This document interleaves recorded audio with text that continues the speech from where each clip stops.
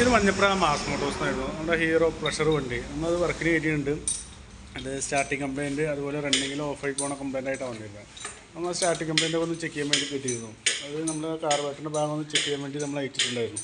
അപ്പോൾ അതിൻ്റെ കംപ്ലയിൻറ്റ് കാണിക്കുന്ന ഈ ഒരു സ്ലോ ജെറ്റാണ്. ഈ സ്ലോ ജെറ്റ് ഫുള്ളായിട്ട് ബ്ലോക്കായി കിടക്കുകയാണ്.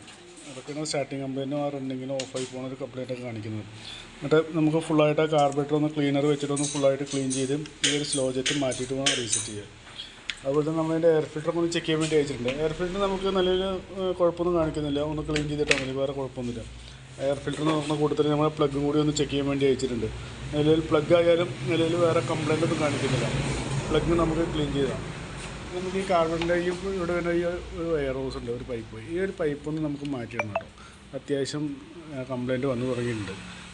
അപ്പോൾ അതൊന്ന് മാറ്റിയിട്ട് വേണം റീസെറ്റ് ചെയ്യാൻ. അതുപോലെ കാർബറേറ്റർ ഒന്ന് ഫുള്ളായിട്ട് ക്ലീൻ ചെയ്ത് അതിൻ്റെ സ്ലോ ജെറ്റൊക്കെ മാറ്റി ക്ലീനറൊക്കെ വെച്ചിട്ട് വേണം നമുക്കത് ക്ലീൻ ചെയ്തെടുക്കാം. ഞാനത് ചെയ്ത് വരുന്നതിനുള്ള ഒരു എസ്റ്റിമേറ്റ് കൂടി പറയാം. നോക്കിയിട്ടൊന്ന് റിപ്ലൈ ചെയ്താൽ മതി.